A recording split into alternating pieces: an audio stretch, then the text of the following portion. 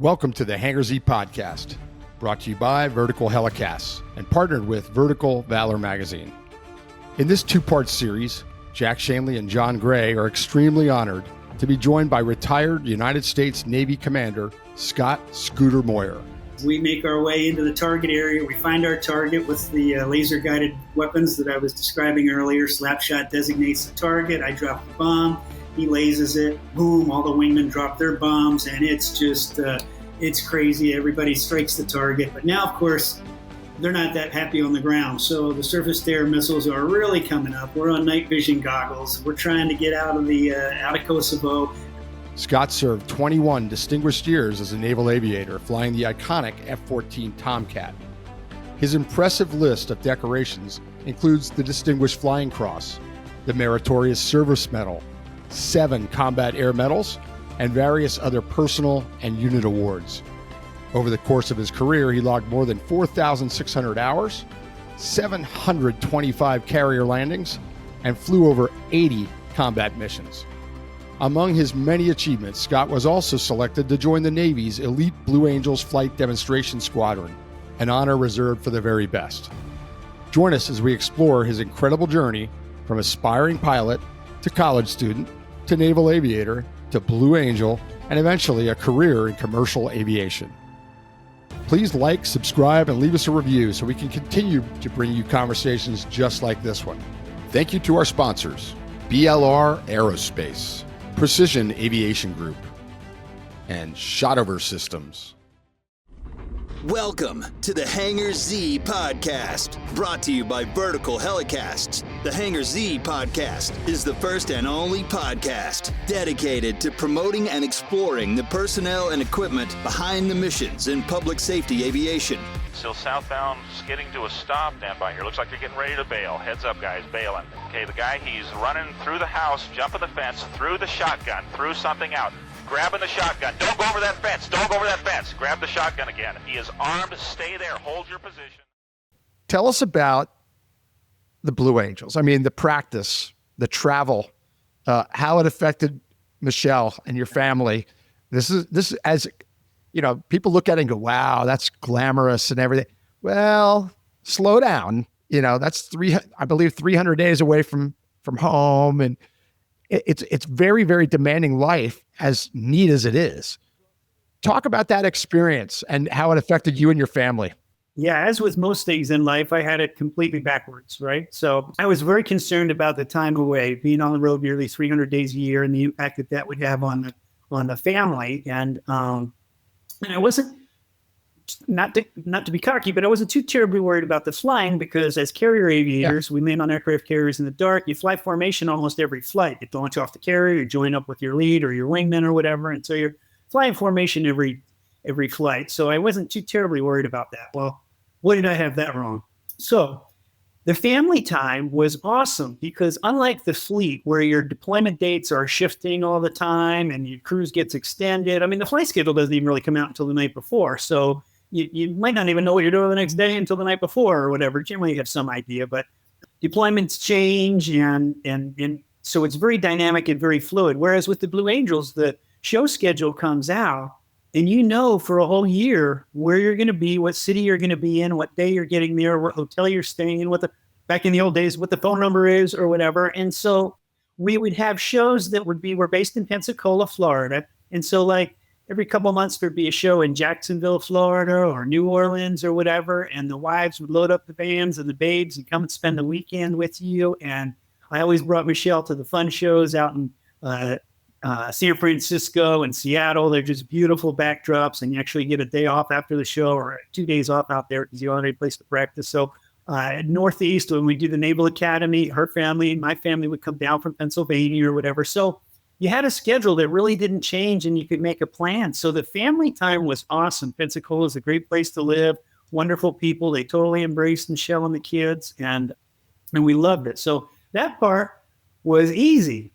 The flying was so much more demanding than anything I ever imagined. And I remember vividly, like yesterday, when you make the team, you travel with them for a little bit at the end of the season and fly the spare jet. You're just to be seen and not heard. It's a little bit of the initiation process or whatever, but they give you a backseat ride in both the number 5, the solo pilot's jet, and well as number 4, the slot pilot.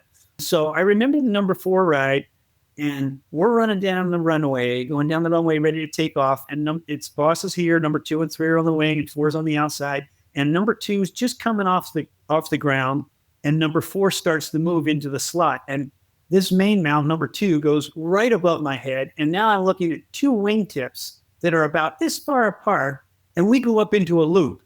And I'm going, oh my gosh, what do I got myself into? Holy crap, am I ever going to be able to do this? And my eyes were this big, and the flying was so demanding. And every flight, you just have to be tweaked up, because you can get just as hurt flying a practice show over Pensacola on a Tuesday in September as you can in front of 1 million people in Chicago. And it was to get tweaked to that level 6 days a week, every day, was hard work. But I also have to say, it's not that hard to get pumped up when you like the afterburners, go ripping down the runway, slide into the slot, and head up into a loop. You're pumped up. If you're not pumped up, then you're not going to get pumped up. That's amazing that you had that backwards. I would have never guessed that. You know, that's really incredible. And then the fact that your first time in the slot, that it shocked you, that just tells you that just increased my respect for the Blue Angels in the past 2 minutes. Because if that shocks an experienced naval aviator the first time he does it, that tells you how difficult and challenging and precise and every other adjective you want to use that flying is. That's amazing. It was incredible. It was the most rewarding tour. And mostly because it was a good family tour, which I did not see coming. But I would also, every Friday, no matter which show site we're at, we would do the show for that show would be dedicated to the local Make-A-Wish Foundation. So, you might have a tough practice or whatever and kind of be a little bit down on yourself or frustrated or whatever, because you're always trying to fly the perfect flight, but it never happens. It still hasn't happened to this day in any of my career. But gosh, then you see these kids come out that are battling cancer and fighting fights that are just beyond your mind. And we would go and speak on Fridays to like a high school or ROTC. And sometimes you would get selected to go talk to a children's hospital or whatever. And you take Blue Angel coasters and try to make these kids smile or whatever. And man, I just felt like every Friday on the Blue Angels, we got grounded. We got a real reality check. And I think sometimes, I don't know, athletes or movie stars or whatever, some people just don't necessarily get that weekly inject of reality that says, hey, keep everything in perspective. And it was really, really cool. So not only was flying Blue Jets pretty awesome all around the country and stuff like that, but I found it very humbling as well. That's really interesting about the Friday and the grounding, and the comparison to, we can all use that. Not just Hollywood and athletes, they can really use it, but we can all use that where we need that grounding. We're pretty happy with the way things are going and happy with your career or whatever. And you just realize, wow, there's a lot of people that would really, they'd kill to be in my shoes. We all need to be reminded of that. That's for sure. We were talking about mental fatigue earlier and the fatigue that comes with flying, the mental fatigue that comes with the level of expertise and precision that you're involved in is phenomenal. Did the Navy offer any kind of cognitive performance training or, any training that kind of allowed you to figure out ways to kind of always be in a position mentally to perform? No, there was no real formal training, but the way that the Blue Angels work is pretty cool. Half the team is new each year. So the boss, the flight lead, he's a post-command 05 that usually makes 06, who's a commander that makes captain while he's on a team. He's already been commanding officer of a squadron, and so that's his job, and that's a 2-year tour. The right wingman is number 2 and generally stays number 2 for 2 years. If it's the boss's first year, it's number 2's second. So they're opposite each other. Number 3 goes to number 4 in the slot. So number 4 is always a second year person. So you're either going to have a second year 1 and 4 or a second year 2 and 4, if that makes some sense. So half the diamond is new each year. Well, the guys that are experienced, we brief and debrief ad nauseum every flight. And so there's while there's no real formal training, the passing of the torch is certainly very real in semi-formal, if you will, or whatever. But it's it's pretty cool. The way it works is pretty good. And then the solos are a little different. Number 7 is the narrator, so he talks on the microphone. He goes to the show site a day before the rest of the team shows up, make sure everything's cool with the FAA, airspace, maintenance, hotels, cars and everything. He gets all that, and he usually does 3 media flights that day when he gets there on Thursday. A print media, television, and radio personality or whatever kind of generates some publicity for the air show. So he's a busy guy, and then he's the narrator for the show, and so he spends a year doing that.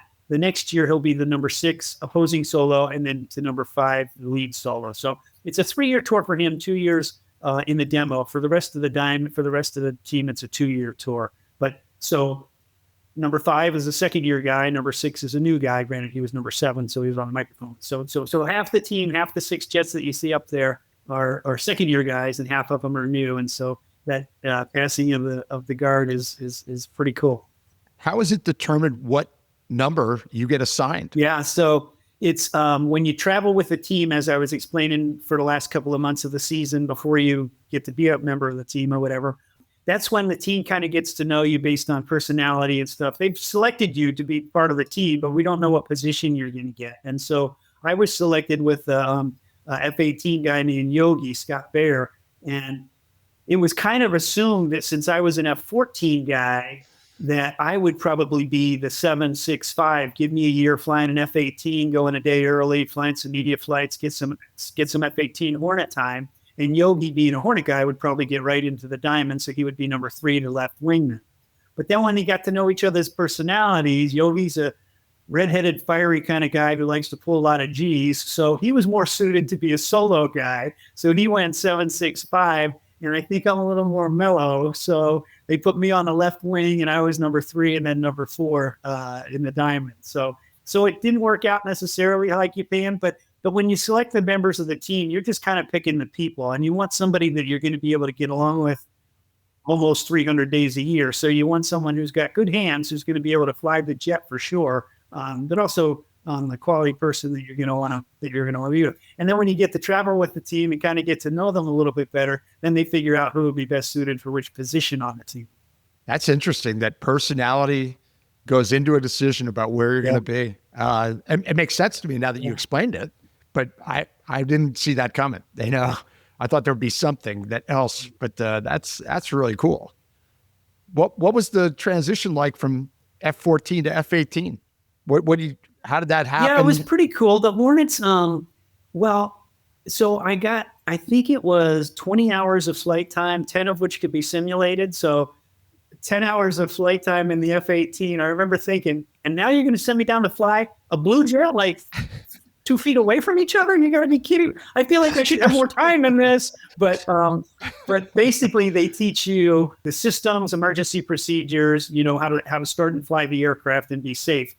I didn't have to learn how to employ it or any of the weapon systems that are involved. And that's what takes a lot of the training when you're learning to fly different aircraft. So I was lucky because the boss on the team was a former Top Gun instructor. So was number 2, was a Top Gun instructor. So when we'd be flying across the country to our show sites, they'd be telling me, all right, Squealer, bring up your radar and look at this, open that, do this. So they would coach me along and teach me. If I had to employ it, I probably could have been able to pull it off. But it's a cool plane. So like when people ask me which one I liked better, it'd be like having the dream garage, right? You've got a old muscle car out there with big engines and loud. That's my Tomcat, fast, noisy, or a beast. And then I'd maybe have a 911 parked next to it that would be the F-18. It was really sporty, and the ones that we fly on the Blue Angels are totally slick. I mean, there's no parasitic drag, that beautiful blue paint. There's no weapons or fuel tanks hanging off the wings or anything to create drag. So they're pretty hot. It was pretty awesome to be able to fly both of them. I know John's gotten this question too, where people ask you, could you fly that helicopter? And they point to a Chinook or they point to, and you go, yeah, I could. There's no doubt in my mind I could fly that. I couldn't do an emergency and I probably couldn't start it. But if you start it for me, could I lift it off the ground and do a pattern? Yes. So, right, John? I mean, Yep. You feel the same way? Yep.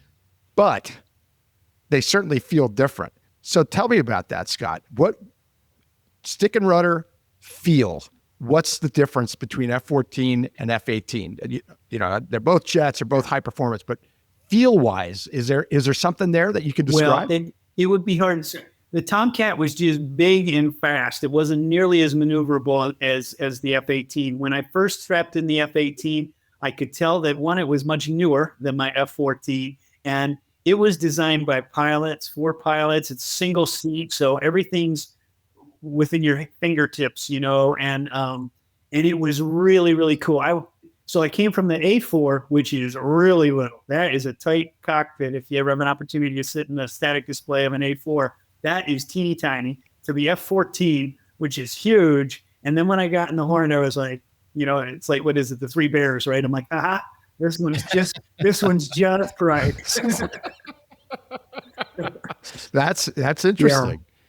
As it should be, when you're flying, you know, a couple feet apart, you know, you need something very, very agile and responsive. That's interesting.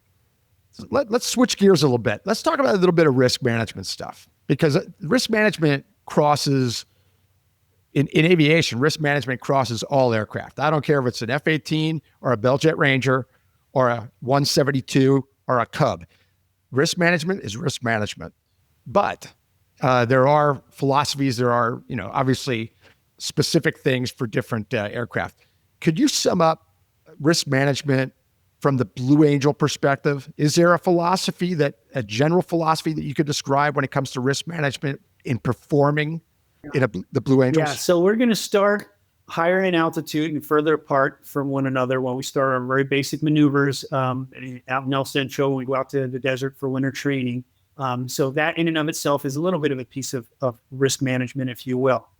We brief every flight. You may have seen it on TV or whatever, but basically the boss is going to talk through every maneuver, and the wingmen are going to close their eyes and chair fly it, as we say. So in our mind, we are already flying every maneuver before we get out to the jet to fly it. And so I consider that a little bit of a risk management thing too. So when we brief, we try to brief and figure out what contingencies are out there. Weather, winds, is it going to be bumpy? If it's going to be windy and bumpy, we're not going to use the same sets. We're not going to fly nearly as close as we might on a smooth day over the water or whatever. And we're going to talk about those things in the brief before we go out to the jet, again, trying to help to mitigate those risks.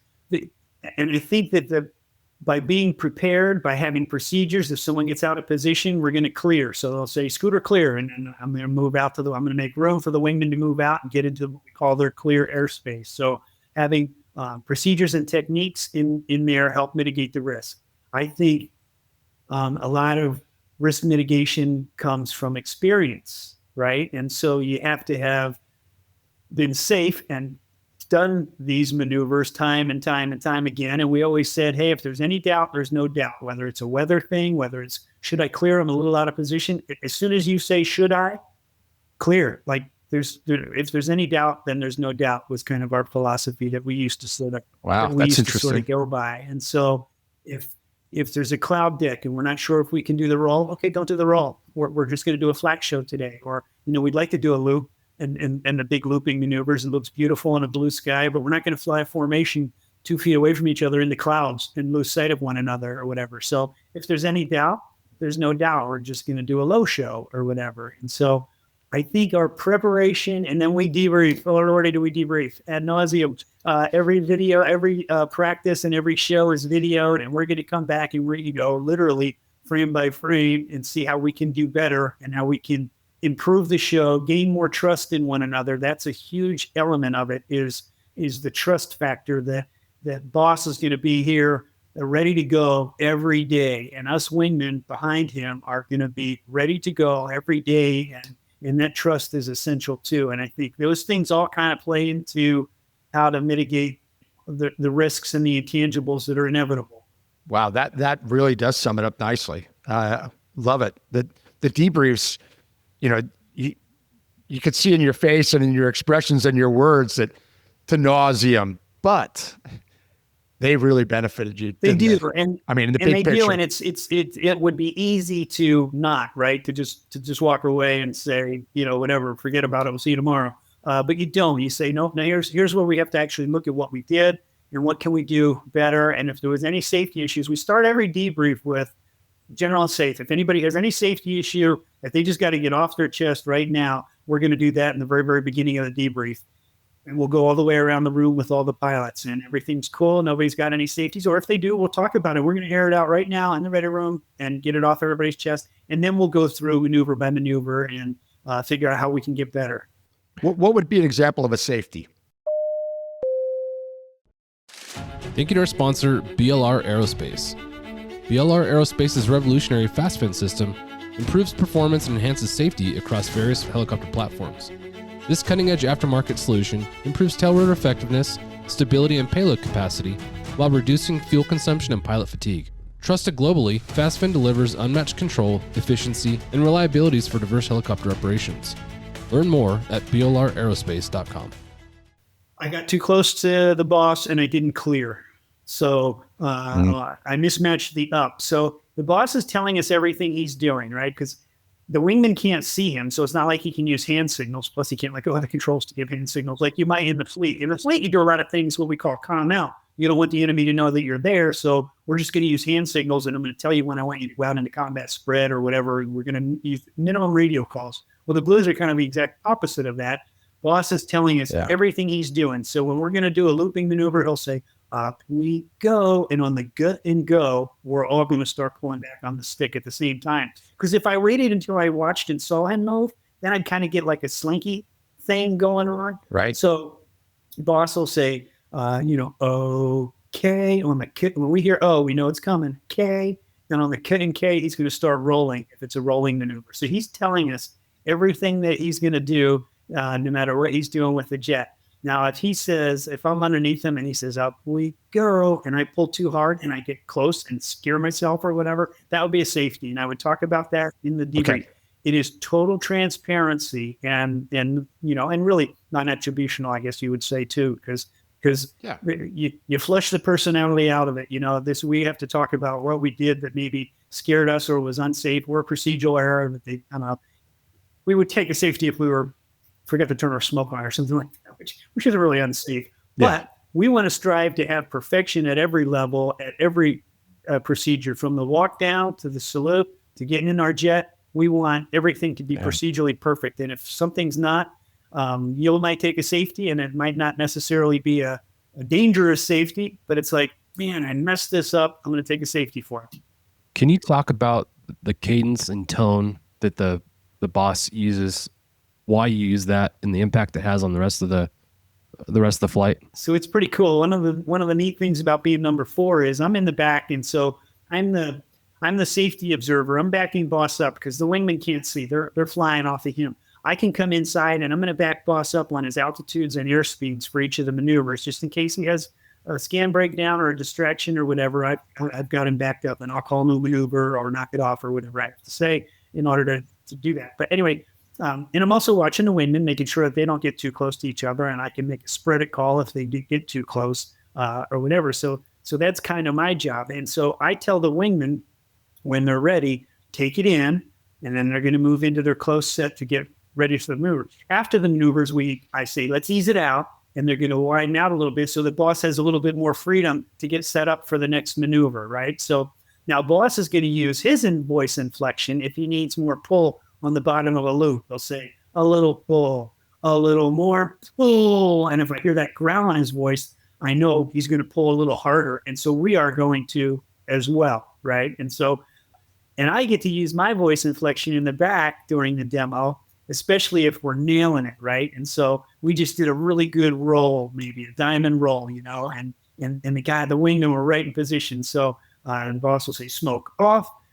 And I'll say, let's ease it out. And I'll get excited, right? And I'll pump it up to these guys, and they can hear it in my voice, Sometimes, especially not much in the demo, you don't want to get in their heads, but in winter training, you can kind of snarl a little if they kind of didn't nail one, and say, let's ease it out, kind of like you're in trouble. That was a great question, John. Look at that answer too. It is really, really cool because it's all voice inflection, right? And so boss is using it to tell us if he's going to increase a pull or add more power. We're using his voice inflection, and then as the slot pilot, I can kind of use a little bit as well to pump the guys up and let them know that they're crushing it, you know?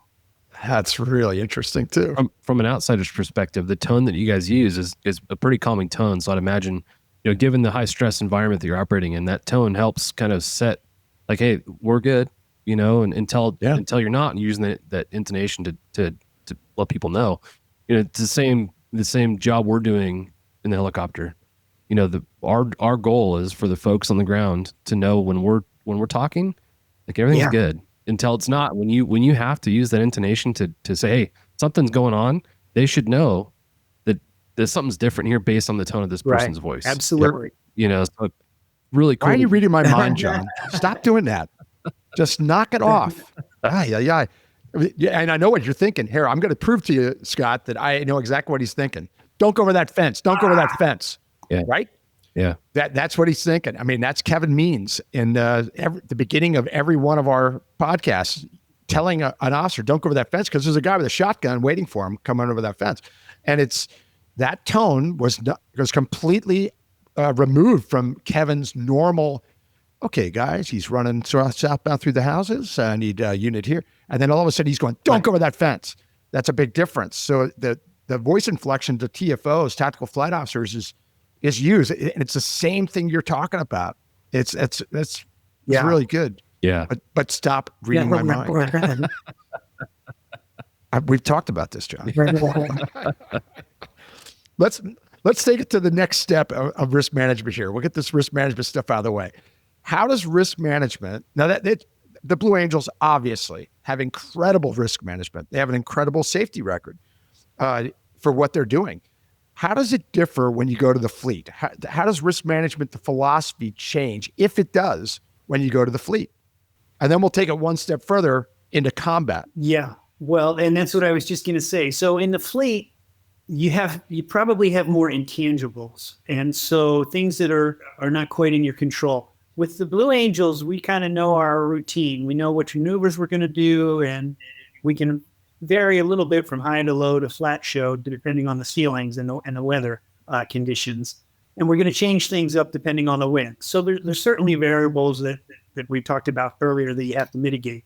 In the fleet now, there's a whole lot of variables, and especially to jump ahead a little bit to combat, right? So you do your best briefing and preparation, and you are as prepared as you hope you can possibly be for things that don't work like you had planned.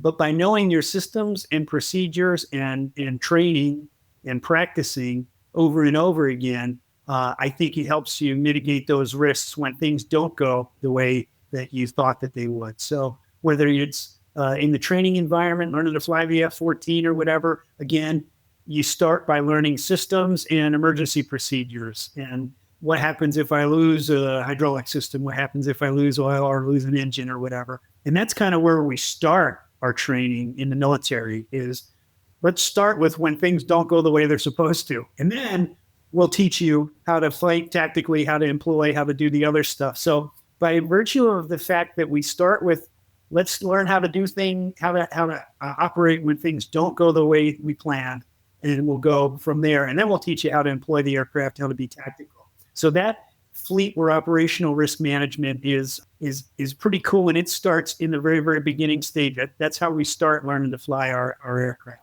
And then when you transition that into combat, now you've already got the building blocks of the procedures and the systems knowledge that you have in order to mitigate risks when things don't go the way you plan. But you also, in the combat environment, now you're going to start figuring out different courses of action. So, okay, if the enemy does this, then we're going to do that. If this happens, then we're going to do that. And you try hard to do as much contingency planning as you can before a mission, there again, to try and mitigate those risks when things don't go the way you plan. Let me give you a specific to see if we can really make it kind of clear. That was very clear, but I mean, let's use weather. Weather minimums for the Blue Angels, it's a performance. In the big picture, it's a performance. You want to do it. The crowd wants you to do it, but there's weather minimums. I mean, I was just at an air show last year where the Thunderbirds in Salinas were already 10 minutes before. I told my daughter, I said, just so you know, they're not going to perform. She goes, look, it's blue sky right there. I said, look over your shoulder. And the marine layer is coming in. So, you want them to perform. Everybody's chomping at the bit, but you call it. In the fleet, same thing. You want to go out and train. You want to go practice. You want to do that. But now it's combat. So you talked about it earlier, how a captain would say, nope, you're not flying today. Would that have changed if it was a combat mission? And if so, how? So, and I would say, no, it really wouldn't. If things are the way they're supposed to be, sometimes it's a good day to be the bad guy. The weather is just such that we cannot do our mission. An example I'll use is that an interview question that I had when I was interviewing for the special ops hangar that they have here at Oceana. There's a position that came available and I interviewed for it. And one of the questions that they asked me was, so this is basically a SEAL unit that is always prepared to be on call. If somebody says there's a dirty bomb up in DC, they're going to load up their planes and away they go. And they're going to go defuse the situation. So one of the interview questions that they asked me, that the board asked me was, okay, Scooter, you just got the call. They found a dirty bomb up in DC. We load up the team, we get in the plane, and we're heading up to DC. The weather drops below minimums at the landing site. What do you do? And it was a tough question for me. And they're like, the world's counting on you. Dirty bomb. There's a nuclear weapon, in the White House or the Capitol building or whatever. Blah blah blah. What are you gonna do? And I said, well, me and my co-pilot are gonna shoot the best instrument approach that we've ever shot. And if we don't break out, we're going around. Because me killing my SEAL team that's in the back of the plane with me isn't going to help that situation or defuse that bomb at all. So we'll go around and we'll try one more. And we'll try until we run out of fuel or until we have to go somewhere else. But when we get to minimums, we got to go around because these minimums and these rules are written in blood. And quite frankly, if I kill everybody that's in the back of my plane, the dirty bomb still goes off and I'm missing a whole team of special ops guys behind me. So does that make sense? I mean, it's kind of a heavy answer to your question. But it's one of those things. Sometimes it's a good day to be a bad guy because we just can't see the target tonight. And it's time to go home, boys. I was expecting to say it. I love that you said the rules are written with blood. Dave Ritchie says that. He's a Task Force 160 Chinook pilot. He told me that many, many years ago, that here's our rule book. Most of these rules are written in blood. And I said, how so? And then he made it clear. A lot of people got hurt or died by doing something that we now have a rule about. And there's a reason those rules are there. We don't want to kill anybody else, no matter what, so I circled back after that interview, kind of one of those things when they say, do they have anything else? Because I felt like a little uncomfortable with it, and I said, you know what? I don't want y'all to think I'm a wussy or something, or that I'm not going to, put the knife in my teeth. We're going to fly the best instrument approach we've ever flown. But if we don't break out, we got to go. So it's an interesting question. I think that's a great answer. Oh, yeah. And I think it's a great answer. We would ask pilots to go to the law enforcement side. Say, okay, there's an officer, shots fired, officer down, help call. And it's right. It's just, right at this location in the Class Bravo airspace. And you could almost see it. You're coming up on the Bravo and you can almost see this scene and they're screaming on the radio, officer needs help, shots fired, officer down. And LAX doesn't respond. You say, Los Angeles Tower, police 3 requests to enter the Bravo. No response. What do you do? And it was funny to see some reactions. I mean, there were people that said, oh, I'd go anyway. We'd go, really? Yeah. Or, what we were looking for was the person that ultimately followed the rule that you don't go. But what are the alternatives? Try a different frequency. Try this. Try calling your tower, phone, landline. That's what we were looking for. We were looking for thinkers, just like you did. I'm going to fly the best instrument approach I can possibly do. If you hadn't started your answer like that, your answer is completely different, in my opinion. It's like, okay, you could say, well, he's kind of a quitter. Yeah. No, he's not. No, he's not. He's going to try with the best skills he has. And if it works, great. If it doesn't, I'm not getting this team killed in the back and killing myself and my partner. So there are similarities to these kind of questions. And when you said it, I immediately thought of that question. I haven't thought about that question in ages, but it was something that was asked of our pilots regularly. I think it highlights something we've talked about quite a bit, I think, in the selection process. And it sounds like it's not just in law enforcement. We really need to be selecting for pilots that can say no. You know, especially in law enforcement, you get a call from a commanding officer, someone at a much higher rank than you, not asking you to go do something. They're saying, go do this mission. You've got to be able to say no, and this is why. You know, come up with some alternative solutions. So I love what you brought up, Scooter. It really highlights that point, I think, and Jack, yours does as well. You know, it's really important to have, I guess the term is a backbone and the ability to say no, because like you guys had both brought up, you know, the reason why these rules exist is because it's been paid for in blood. Yeah. People hurt, people killed, and we don't need to further expose ourselves to that. So you've got to be able to say no. And it's hard. It's hard saying no. We're all three of us sitting here have a certain personality, just like almost every pilot does. And you don't want to say no, but there's a time for it. And it's something that I learned. It took a while to learn that for me. I'll admit it. And it took a safety officer, Mark Bolanos. I give him full credit. He changed my thinking in safety, and that was one of them. Saying no to SWAT, saying no to that help call, because that rule's there for a reason. Okay, I break the rule. 99 chances out of 100, I go into that Bravo, save the day over those officers, and nothing happens. But that one time, there's a jet doing a go-round that I don't know about, that I can't see in the Bravo, and now we have something like the Potomac. You know, it's catastrophic. So you gotta think about the possibilities, and so that I'm really glad. I kind of thought that answer was going to go that way, but great example, Scott. That was great of that question and that oral. Wow, I'm looking at the time going, man, we could talk for days, but we want to get to some more stuff here. So you finished that tour with the Blue Angels, probably one of the best 2 years of your life. Is that pretty accurate? Yeah. And they say, okay, vacation's over, Scooter. You're going back to the fleet. Then you did. You went right back to the fleet, and next thing you know, you're leading a group of pilots into Kosovo. Talk about going back to the fleet and that Kosovo mission. Thank you to our sponsor, Precision Aviation Group. Mission-critical operators and fleet managers rely on Precision Aviation Group as a worldwide leading rotor and fixed-wing MRO provider. PAG provides tip-to-tail solutions in 4 MRO segments: avionics, components, engines, and manufacturing DER services. A single point of contact gives you access to over 150 million in inventory globally, 24/7. Just call 800-537-2778. Precision Aviation Group. Others sell parts. We sell support. So it was interesting. You say that you represent the fleet when you're with the Blue Angels, and you think that you do, but it's a real reality check when you actually get back to the fleet and you're behind an aircraft carrier at night, and you're going, oh, man, I thought I represented you guys, but now I remember exactly what this was about.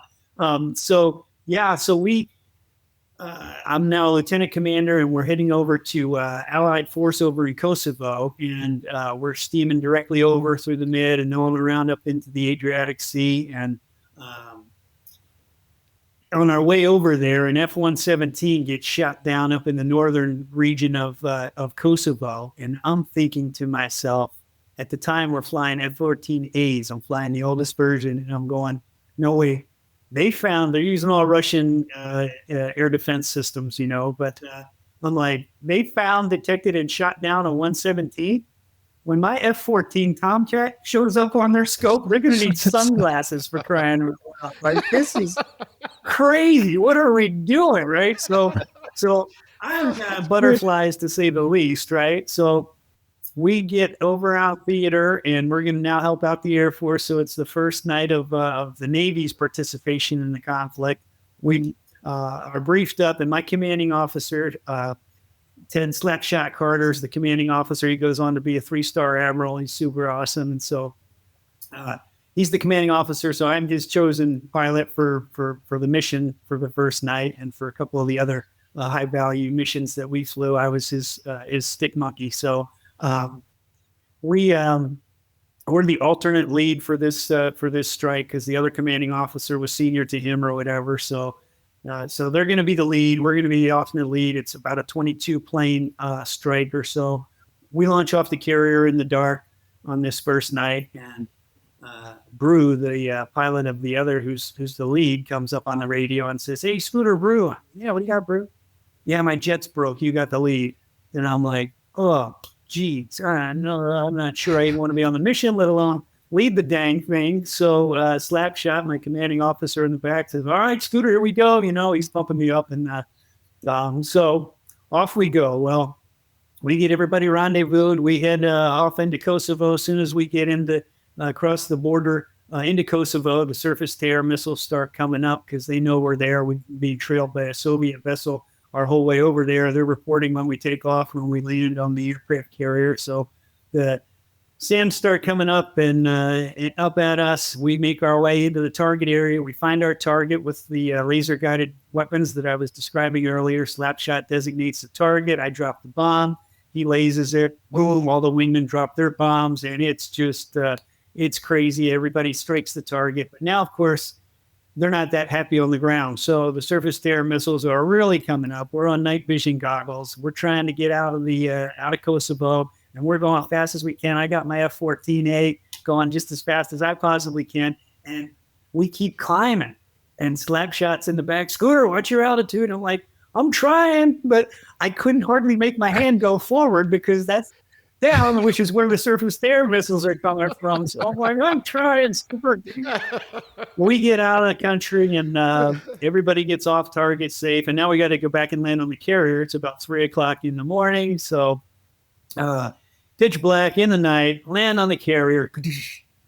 Mission success. Everyone's home safe. And I walk down in the ready room, and of course the young lieutenants are down there, and they're just having a time of it. "Hey, how was it, Scooter?" And they look at me, and I'm like, white as my shirt, drenched in sweat. And I think it was an eye-opener for them, because I go, "They're shooting real bullets, man. This is for real. This isn't a training mission. This is for real." And they were like, "Oh my gosh, Scooter, Blue Angel boys stare," and it was just a really good reality check. We went on to fly a bunch of missions, and it was very exciting flying. And the Navy, I guess, I don't know that they knew that we weren't necessarily even supposed to be the leads, but they were somehow impressed with Slapshot and I's work, and they gave us awarded us the Distinguished Flying Cross for leading the Navy's first strike into Kosovo. Little did they know, we weren't really even supposed to be, but luck and timing.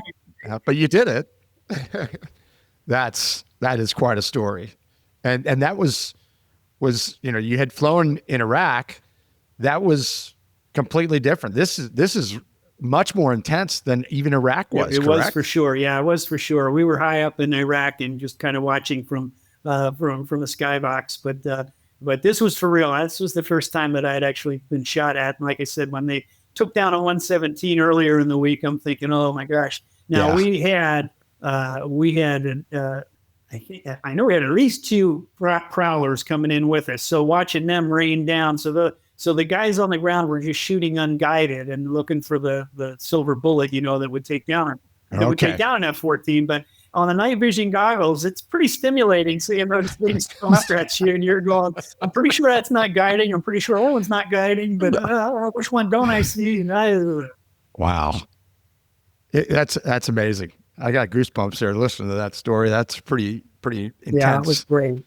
Now you're back in the fleet for a little bit, and you do this Kosovo deployment, and then you get a call again, which is an unusual call, I would think, for someone who's already done a tour in the Blue Angels, you get a call from the Blue Angels. Tell us about that call and how that happened and how you felt about that. Well, so I am finishing up. That's a 2-year sea tour that I finished. We flew operations over in Allied force in Kosovo, and then when that conflict ended, we went around and flew more Southern Watch missions and finished up that 2-year tour. So now in the Navy, you kind of go sea duty, shore duty, sea duty, shore duty. That's their way of seducing you to stay in. You forget how miserable it was being on an aircraft carrier after 2 years of shore duty. And you say, I could do that again. And next thing you know, you're on an aircraft carrier and well, right thinking. So I was finishing up my 2 years of sea duty and rolling to shore duty. And unfortunately, the Blue Angels had a mishap in 99, and a couple of guys were killed in Georgia.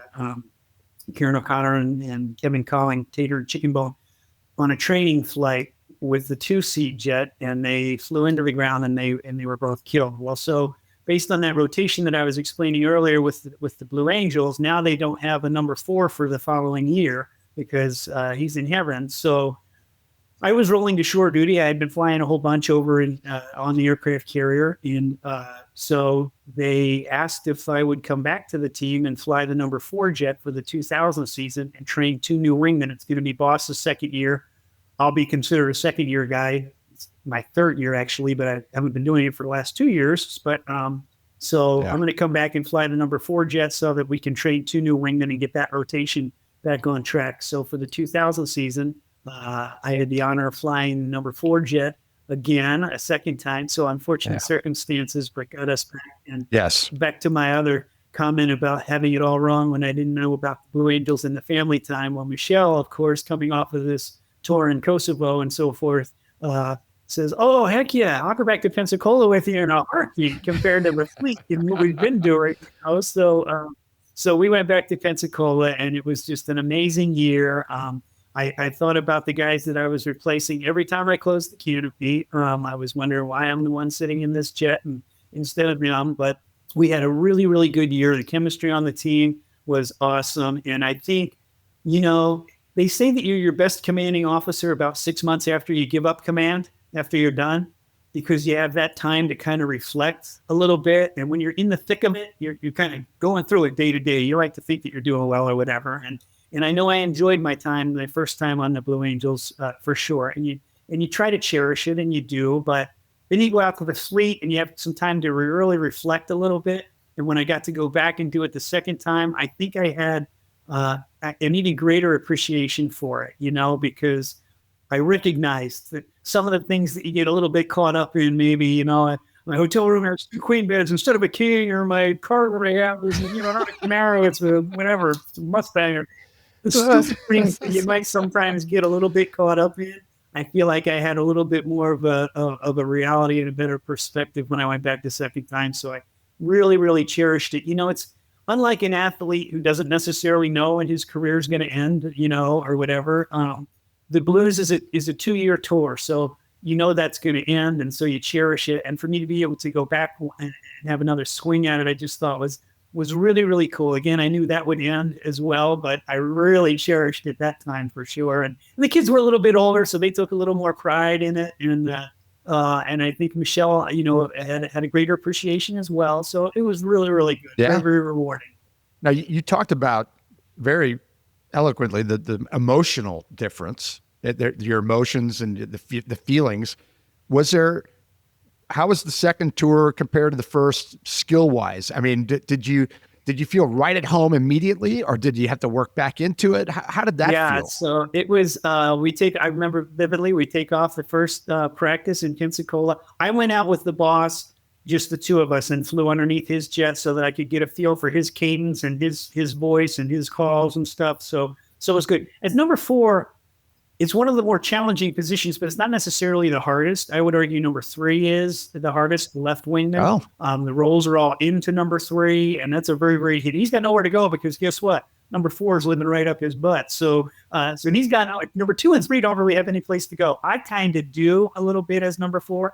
So I go out with boss and we do a couple of maneuvers. I'm kind of, okay, I'm good to go. So I'm going to take off with number 2, who's a brand new guy, just got selected. And we take off, and he gets a little bit out of position. And I say, clear hamster. He goes to his clear airspace. Well, when he does that, he loses sight of boss. And boss starts to turn because boss is flying his profile. Like he's just a machine, right? He's a choo-choo train on a track. He's doing his thing. So he says, come and ride, a little pull. And hamster almost hits him. And I go, pull hamster. And he pulls. And I think he didn't come back to the formation till he was in Biloxi, Alabama or something. So that was my welcome back. I'm like, oh gosh, I kind of forgot about this part of it. Yeah. Yeah. Wow. Yeah, that is an eye opener. Yeah. So I'm like, okay, all right. Now I remember that part. Let's see. We gotta start at basics again. And so we did, and we put together a really great team and had a great season in 2000. It was special. Are you the only person to do 2 tours like that in the Blue Angels? No, there's been a few, unfortunately, usually as a result of something going wrong. But unfortunately, there's very few and far between. So, and they had a couple of different choices. I was just honored that, that they trusted me to come back and help get the rotation back on track and get the team back together. They're like most tracks. And when they called you, did you have a say in the matter? And if so, did you jump at it or did you have to think about it? I did not have to think about it. I had just interviewed to be an admiral's aide, so kind of a staff guy for Airlant, who was Admiral Joe Mobley at the time. He was a A6, I think he was a BM, but he was shot down and spent, 10 years in Hanoi and was an amazing man. And I interviewed, my name was thrown in the hopper to be his aide, his Navy aide. And so I went and interviewed. And of course, that's one of those, speaking of interviews, why do you want the job, Scooter? And I'm like, I don't really, sir, but they told me I'd be here. So anyway, he calls me like the next day on like a Monday and says, hey, Scooter, you're my guy. And I'd be honored for you to come and join my staff. So, that'd be great, sir. Thank you very much. Well, the next day, the admiral in charge of the Blue Angels calls and says, or the boss called me, I think it was, and said, hey, Scooter, would you be willing to come back to fly the 4-jet and get our rotation back on track? And I said, absolutely, sir. And the only problem is I just got notified that I'm going to be Admiral Mobley's aide. No, we just got done talking to Sinatra, the Navy, the Blue Angels admiral. It's already been cleared. So I told him, thank him for letting me go, because he probably could have said, no, he's my guy or whatever. So I said, thank you. Like to carry your suitcases, golf clubs. There's a Blue Angel jet with a number 4 and my name on it in Pensacola. Thank you, sir. Oh my gosh, that's great. That's great. Oh, what? After that tour, you got promoted to commander, a real commander, John. John calls me commander. I don't know why, but he calls me commander. I told him today he's not allowed to because we got a real commander on, because I'm the commander of nothing. But you were the commander of 300 personnel, 18 aircraft, $20 million budget. Did you still get to fly while you were being in that position? Yeah, that's one of the really cool things about the Navy. You, as the commanding officer in the squadron, you're still flying, missions and flying the same flight schedule as the young lieutenants or whatever. And that's cool. It's cool. And it was, I found it a challenge because you still want to be relevant. You still want to be tactical. You don't want to just be the old man that just flies tanker missions or, goes up and in-flight refuels or something like that. You want to still be able to be tactical and employ the F-14. So it was a very, very rewarding tour. When you're the commanding officer of a squadron, we went on deployment there as well. In the Navy, you become an executive officer. So it's kind of like the VP and then the president. So executive officer and then commanding officer. So let's see, 15 months of each, basically. And so I was really lucky to have a great XO number 2 guy when I was in command. And we had a really good squadron and good deployment. And that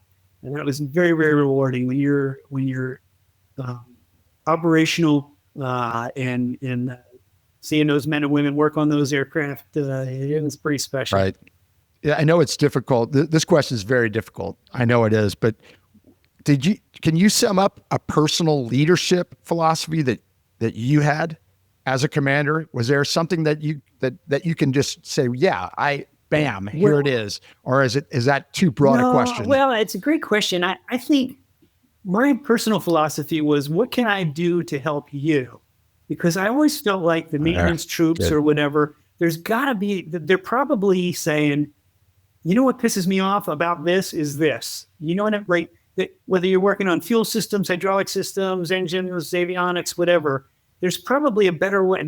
These guys know a better way to do it. And I never wanted to be the guy telling them what to do. I always wanted to be, what can I do to help make your job easier, make you more efficient, and what can I do to make your life better, was kind of sort of my philosophy. Yeah. And I always thought, like, I want to be able to lead by example. I don't want to ask anybody to do something that I wouldn't, be able to do myself, which is why I wanted to be tactically relevant as well. And I just always felt like if you show up to work ready to go every day, positive attitude, and ask and be able to listen. Dad taught me at a young age, son, you got 2 ears and 1 mouth. You should probably listen twice as much as you talk, right? So I always tried to sort of keep that in mind. And it's hard as you get a little bit more senior, because they might not open up to you or talk to you as the commanding officer or whatever. So you have to break down those barriers and get them to communicate with you and be able to listen. What are they really saying, and what can I do to help? And so that was always sort of my, I guess, if I had a leadership philosophy, it was, try and listen and figure out how to help them, and then lead by example, show up ready to play every day. It's a great philosophy. I want to work for you. Yeah, me too. we need more scooters in command. That's for sure. Yeah, we know. We just had a podcast recording of a guy named Clint Pulver, and his leadership philosophy is very similar to yours. And I found that the leadership philosophies that I most identify with are exactly what you just said. So I commend you for, I think it's easy to make it all about me. Look at all these things I've done. You get to that level. But no, you don't. You look, how do I remove barriers? How do I make the folks that are working with me successful? So I commend you for that. That's really cool. I love that. If they're successful, you'll be successful, right? I mean, it's a big old piggyback ride, man. So I was lucky to have a great XO. He was terrific, and my command master chief, my senior enlisted guys, and so I want to empower them. They're really gonna push me up, but I'm on their shoulders. So that was kind of my thing. Terry Mauchi, one of my good friends, he's a friend of the podcast, works with Bell. He was a commander at Arizona DPS. But he would ask, what do you want? What do you need? And what makes you mad? I think those 3 questions, if you can ask your folks that, I mean, man, that's going to solve a lot of problems, potentially. But that's as clear and concise as it gets. Yeah. Terry nails it with that. Yep. Really good. Well, as we're wrapping your life up here, career up here, Scooter, you're getting close to retirement at that point. Are you already thinking, what you're going to do next? Did you know? Because we haven't talked about what you're doing now, and we're about to, but did you know what step you were going to take in retirement? Thank you to our sponsor, Shotover. Shotover Systems is the leading developer and manufacturer of high-performance gyro-stabilized cameras with advanced real-time AR mapping and mission management, all backed by unparalleled custom training and support. Now offering the M2 multi-sensor system, Sol 6-axis EO/IR platform with 4K Ultra HD color and infrared technology. Ideal for law enforcement and defense. Offered with real-time AR overlays to quickly identify streets, weather, and traffic. Automated license plate recognition, 24 megapixel digital photographs, and automated steering and tracking.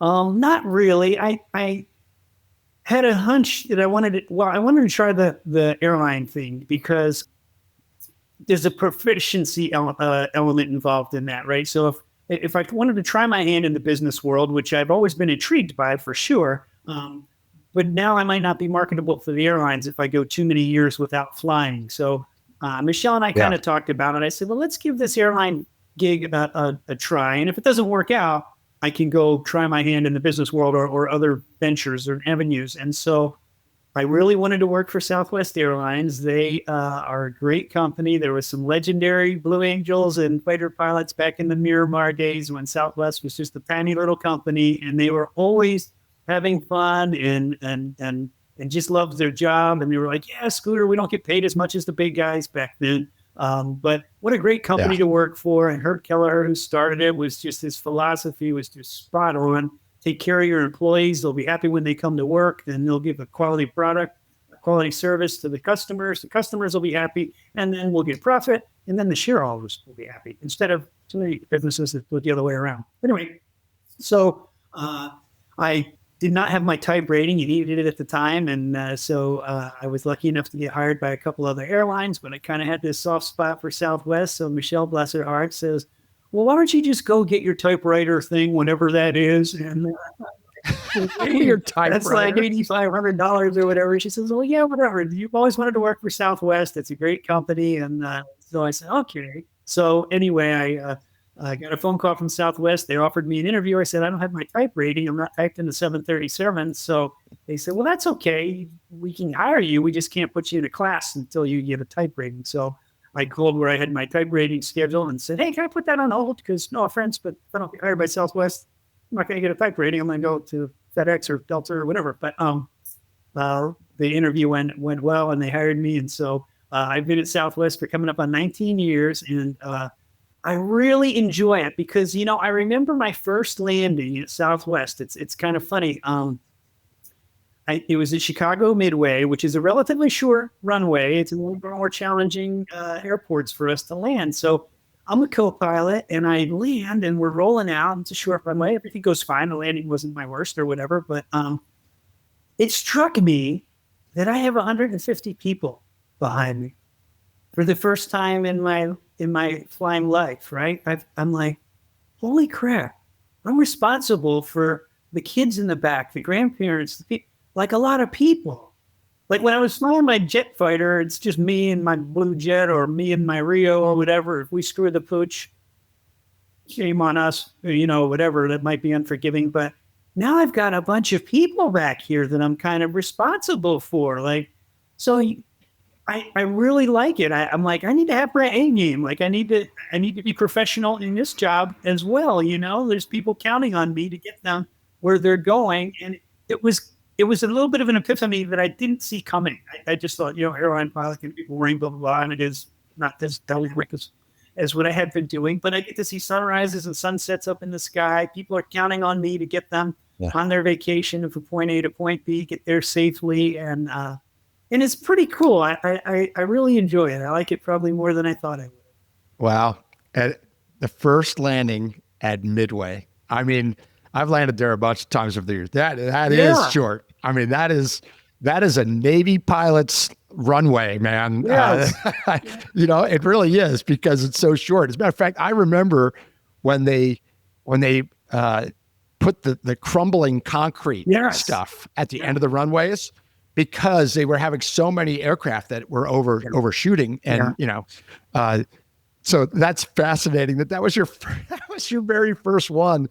Thank goodness you were a Navy pilot. If you were an Air Force pilot going, man, that one might have been a problem. You'd be floating there down the runway with the nose up forever. Yeah. Wow. Very There's cool. People back there. Oh, wow. That is fantastic. Last thing about risk management, there's risk management in commercial airlines. Certainly. It's just, is it different? And if so, how is it different from the military?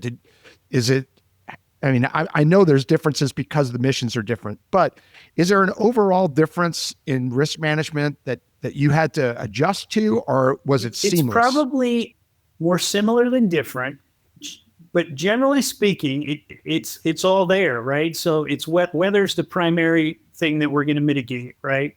But there's also this element of time management, like the emphasis on on-time performance can kind of get into your head a little bit, right? And a little bit of get there-itis, right? And we have it as pilots. We want to accomplish the mission. We want to get the people down to Orlando because they're going to Disney World, or they're going to Fort Lauderdale for their cruise or whatever. And the ops agents are pushing you, hey, we got to push on time. We got to push on time. And you can get caught up in it and get rushed, and you have to reset your timeline, right? I mean, we're not going to release the brakes until we're ready and we're comfortable. So there's a lot of things that are coming in. And in the airline world, I've come to find that there's so many links in the chain, right? You're waiting for flight attendants to show up. The ramp guys loading the bags. You're waiting for that. Weather, FAA, the corridor, the departure corridor that you filed for just closed down. They're going to update it in 20 minutes.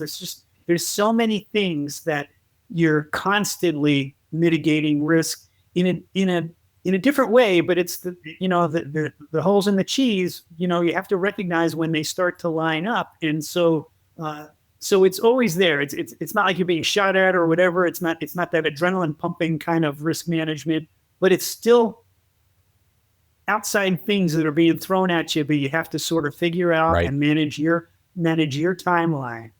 Yeah. Oh, that sums it up beautifully. And then with all that, you talk about those pastors in the back, which you talked about. Yeah. I mean, you add that to it and say, hey, I know they want to get to where they're going.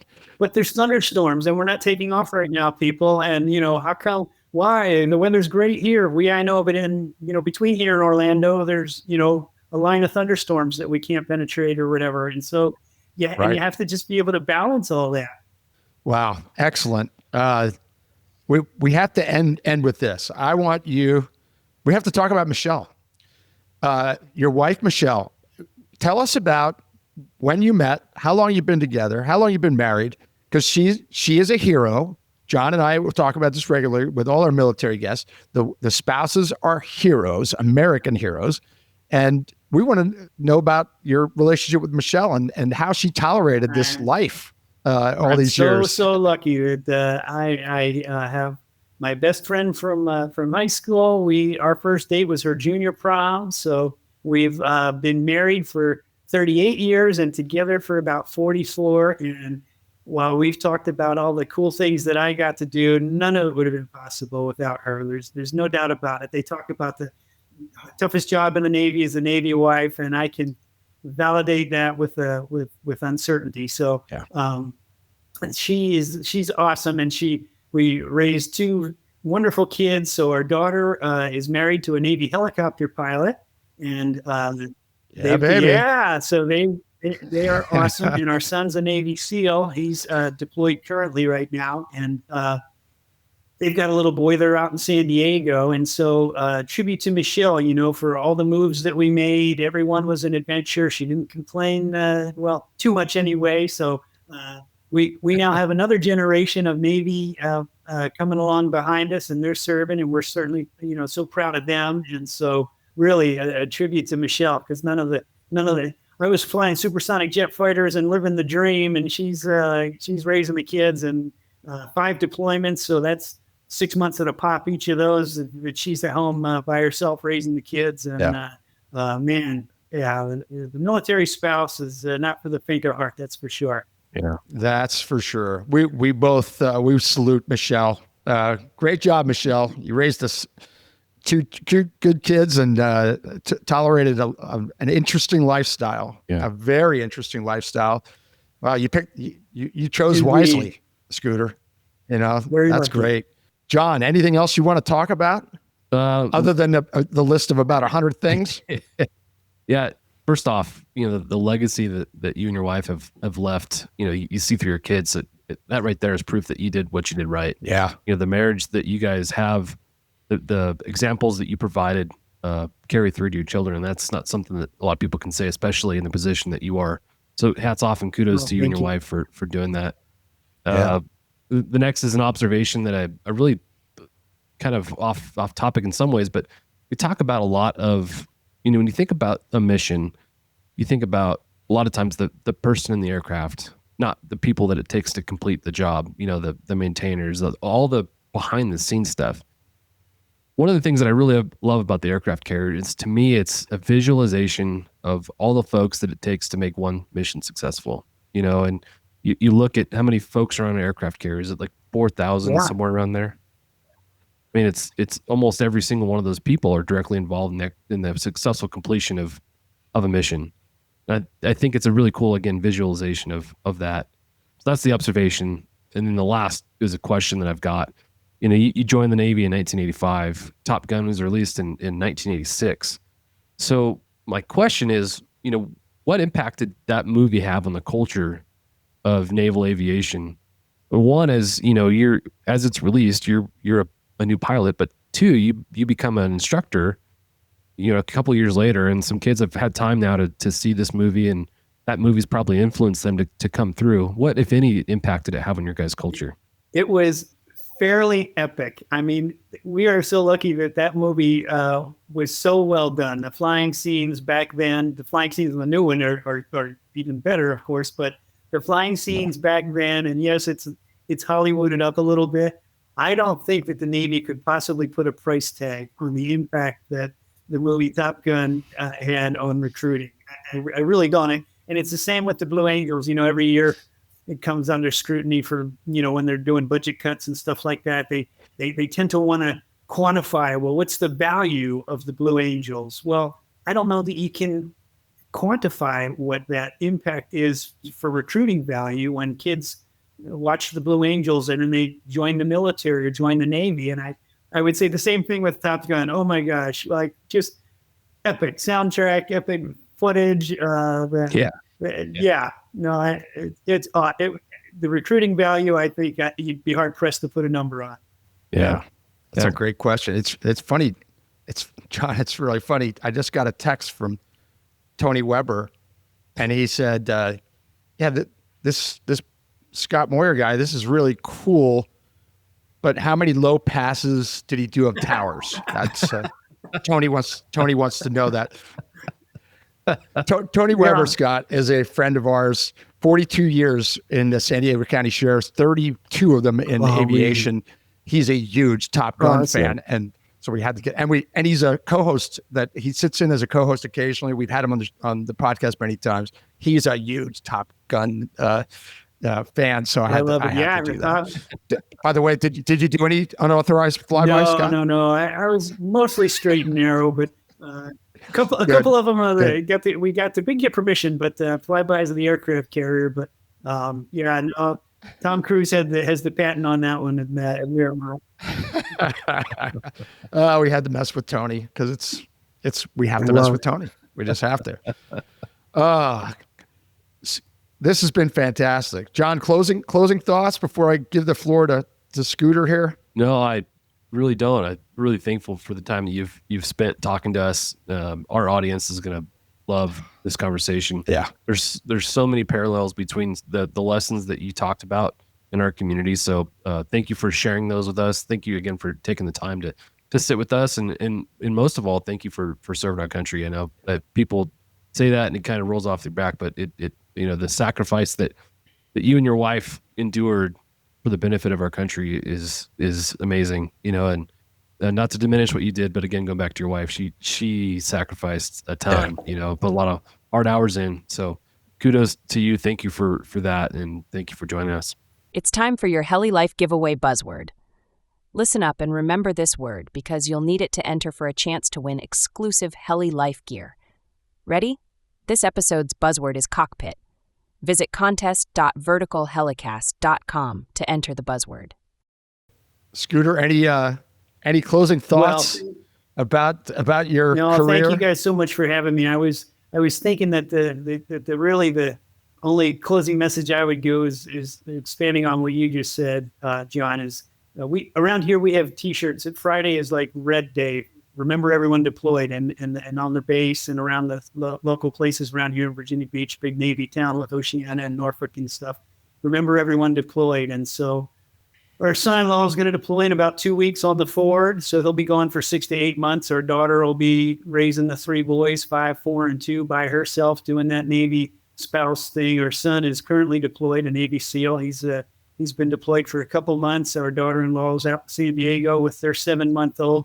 Raising that little guy by herself. And so that's just our family, and so I would just, remind listeners and viewers that so that we can lay our head down on our pillow in peace at night, 24/7, somebody's standing to watch. Our kids are about to stand the watch, are standing to watch right now. And so are so many other men and women. So that that's what it's really all about in my mind, is remembering those that are deployed so that we can lay our head in peace and have these fun talks and have some laughs and enjoy the times that we have. So I appreciate you guys having me and inviting me into your Hilo world.